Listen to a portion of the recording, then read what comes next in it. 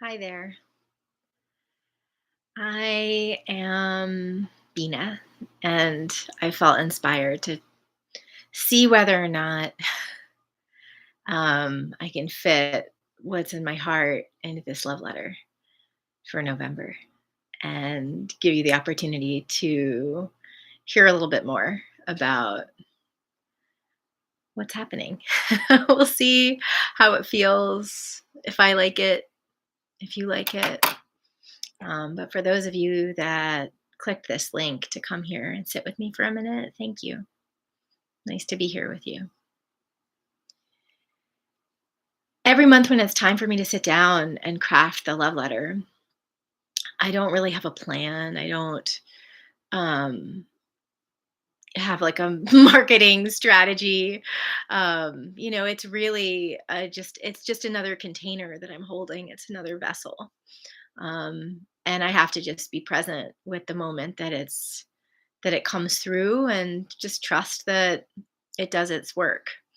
And every month that I send that letter, I get lots of feedback from people about how my words resonate or how I've inspired something or touched something. And yeah, month after month, it's been really a blessing to have that sort of feedback loop, that reflection.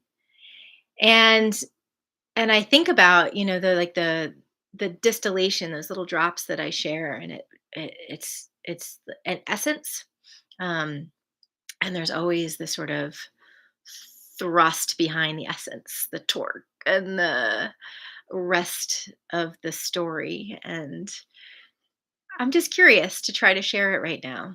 Um,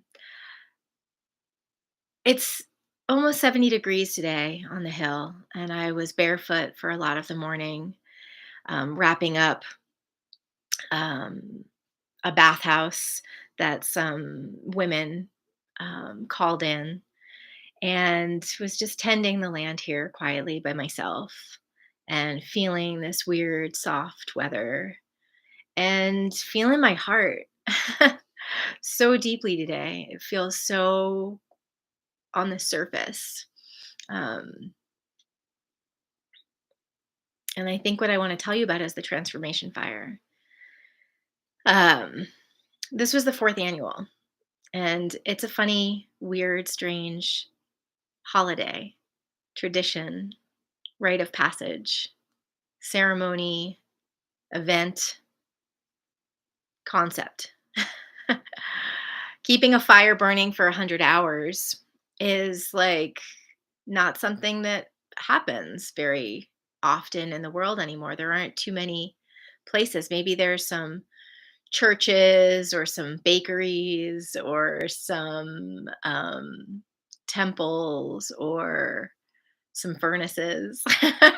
um, but to create a space where the intention is prayer and gratitude and ceremony, and to hold that space for 100 hours, it's really an extraordinary thing. And since I've been integrating that experience, I'm feeling a lot of gratitude for the human beings that came here. There were a handful of people that came and stayed and really helped hold that whole experience, which I was really grateful for because it let me participate in the experience in a way that I don't always get to do. And there were so many more people that came to sit in circle or to eat or to support. And year after year after year after year, there's like this weaving, there's this spiral, the ashes from 2019 mixed with the ashes of 2020, which mix with the ashes of 2021, which mix with the ashes of 2022. And there's this like legacy now, and we're making it. And at the end of, this year's fire, I was really, really full and really, really empty at the same time. I felt like satisfied and grateful, but I also felt like the full continuum, like the full scope of my own longing, my own pain, my own um, humanity. 5 days and nights, and all of the all of the prayers that went into that fire, all of the thank yous and I forgive yous, all of the release, all of the energy. It was so much, and it still, like, doesn't really scratch the surface of what it feels like needs doing in that realm. And only 2 nights after the fire, maybe 3 nights after the fire, the men's circle gathered here and sang and prayed some more around a fire, and then the women's circle gathered on Friday. And I went into that teepee with 15 women feeling prayed out. Cup empty. What else is there to give? What else is there to say? And I just got to experience the most miraculous and beautiful, r like, truth about fire and about community and about ceremony, which is that it takes it all and it gives it all. And it, like, is a opportunity for me to be in full and complete relationship with my life, present with the people that I'm with, tuned to what the weather is doing, supporting and feeding the fire, and moving with the energy of what's coming. And I left that circle with the women on Friday just amazed, amazed at the power of this place, rootstock. What a thing. It reveals itself to me with every blink of my eye. And yeah, this past month since I've written to you last has really just been an incredible um opportunity to really sort of fully receive the medicine um that is in motion here. And so, this fire, it's, like, still burning now, right? Not literally. The fire is out.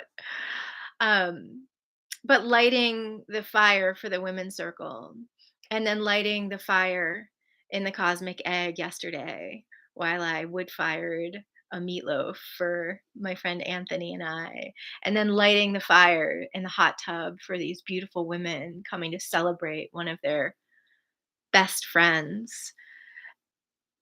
Fire after fire after fire after fire. It's like this fire is constantly burning here. And it's just now starting to reveal its lesson for me and its truth and its medicine. And I have felt so tender and so grateful for that lesson, you know? So, you know, we danced under the moonlight on Samhain, and we ate and fed each other, and we sang, and there was awkward moments of, being in community, and there were empowered moments of watching people really claim their voice. And it was really just a staggeringly beautiful, deeply humbling experience. And it always is. And since the transformation fire, I have gotten um I don't know, I think 7 or 8 reflections that the potency, the efficacy of that work is already paying dividends. And I guess that's something that I want to transmit right now and really communicate. Like, it can seem frivolous to sit in a circle of people. I joke, like, we're always talking in circles and sitting by fire. But it can seem frivolous. It can seem social. It can seem like entertainment, maybe like, oh, we'll go do a girls' night or a fun thing. And more and more and more, I think, and it can be that, and it is, and that's fine. But more and more, what I'm realizing is like this is really our work to do the real work, the magical work of gathering with intention, relating to Gaia, to each other, permitting ourselves to want what we want and to speak from that deep place of knowing. I'm just convinced, like really convinced, this is the work that needs doing right now more than almost any other thing. And so to have this past month of experiencing that in so many different containers has just been a really kind of clarifying and beautiful initiation for me. What is my responsibility here as a space holder at Rootstock? Like, what am I doing with my precious time? So many things. So, the fire was really just an extraordinary gift. And I took some pictures. I don't know if I'll take the time to upload or share them. Maybe I'll drop one into the love letter. Um, but I just want to plant the seed for each of you, um, to really like, if you can, sometime this month, at least one of the fires that you light, see if you can give it some space. See if you can set it prayerfully. See if you can watch the spark catch and the smoke start to rise. Like, see if you can let it hold you. I had the precious gift of being held by night 3 of the fire for 24 hours. I thought I was holding it. I learned something. I learned a lot that night, but it was holding me. And just see, as the wheel is turning into winter and as you are resourcing yourself to stay warm, see if you can do it from the inside out. With fire as a tool, as a teacher. But yeah, that's something I felt like sharing. And um, yeah, I think that, you know, each opportunity that I've had in this last month has brought me closer to the work that I need to be doing here. Um, and it's helping me do it better. And so what's in store? There's so much in store, and I'm gonna try to write about it and maybe plant some seeds. But I've got all kinds of creative ideas about um, how to call in some help for me. You know, I'm realizing more and more about just my own days, my own capacity. I have had the extraordinary gift of really like embodying my the identity of me that is the time witch. I can seemingly do quite a lot in a little bit of time. And I have a good command of how to really make the most of the moment. And so I've been able to do like an extraordinary amount, and the amount of stuff that I'm holding here at Rootstock and even outside of Rootstock kind of humbles me. And when I look at it in my calendar, sometimes it can feel overwhelming and frankly stressful. But I don't feel stress. I feel like this relaxed kind of alertness, and I feel the sacred responsibility to just continue to ground myself and like hold the caliber. You know, the lesson for me right now, this month, this year, maybe this lifetime, is to really call in help, and not like, "Woe is me, help me," not that kind of help. Um, but like relays, relationships, um, people that are on their own mission, to vibrate fully in their own authenticity, who resonate with me, who respect me, who understand what's possible here and want to serve it, or um, come and taste it so that they can go and do their great work in the world. And so it's, changing shape how I get the help that I need, and you can look forward to lots of ways of me trying. You see, I'm always trying new things. I just keep throwing stuff against the wall until I see what sticks. But yeah, coming up in the sort of winter months, I'm going to be looking at this concept for community bath masters. Another way of thinking about that is a chop wood, carry water work service retreat. So yeah, welcoming people here that are willing to do some of the work of keeping the oasis beautiful and well tended and in service for the people that are coming here to heal and feel and deal. In exchange for the privilege of being here, of being in that space, of being in service to healing and to conscious creation. So that's something that's coming, and Tuesday bathhouses are also in the process of being birthed. I'm really feeling called to figure out how to share this space, and so many people, really so many people,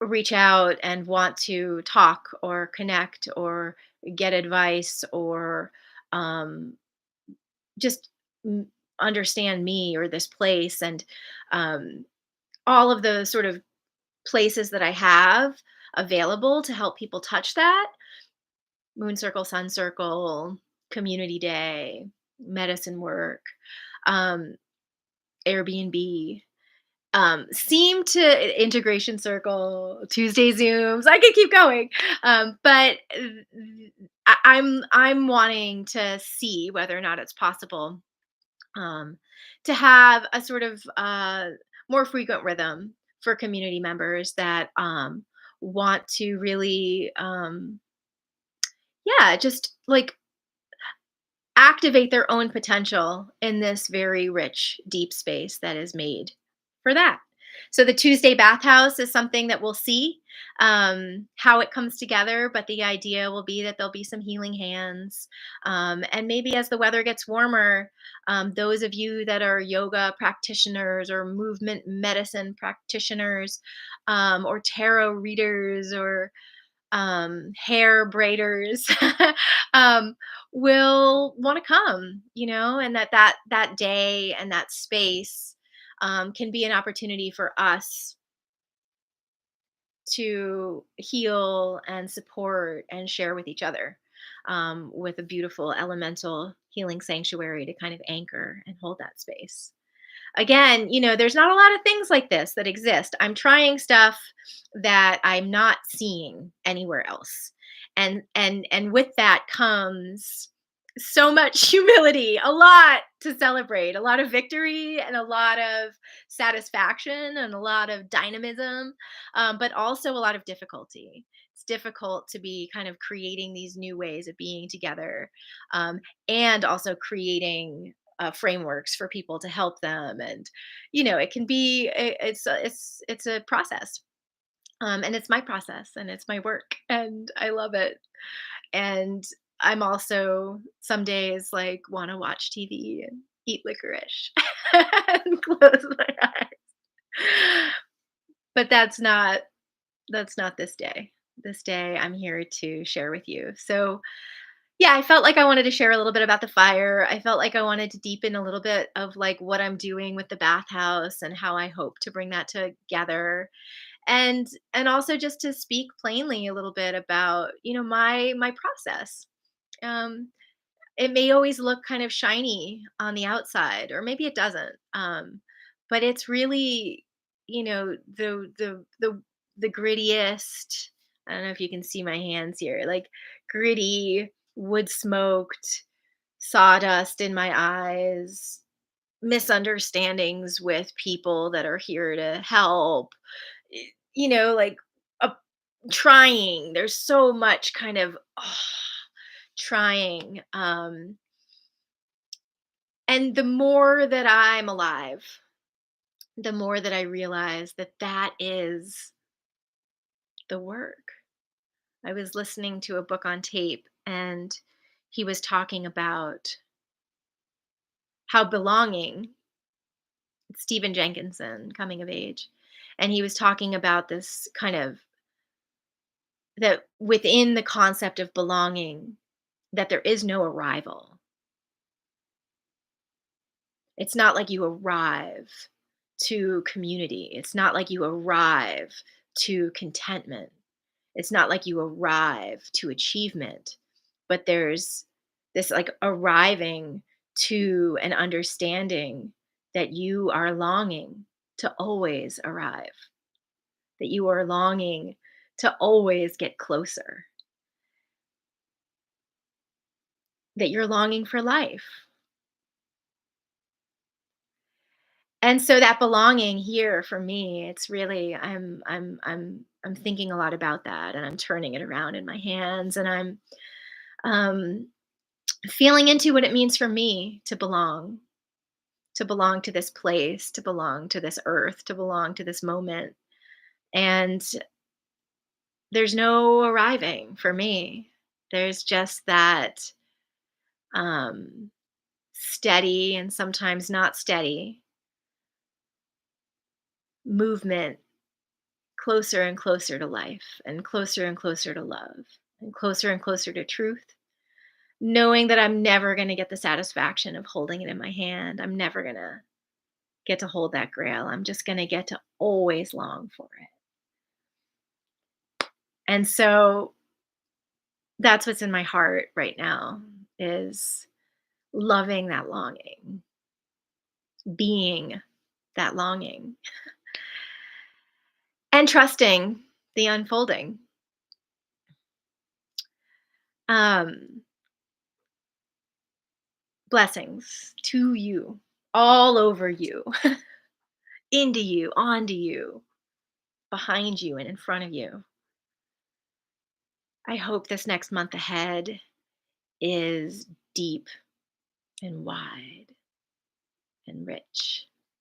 And I hope that you can also turn this idea around of being the longing, and seeing what that opens for you. Thank you so much for listening to me talk. Deeply grateful and hopeful to, yeah, meet you here on this hill around a fire, or here in the ether when our paths do cross, or maybe sometime in the future. What even is that? Thanks so much for your time and your ear, and be well.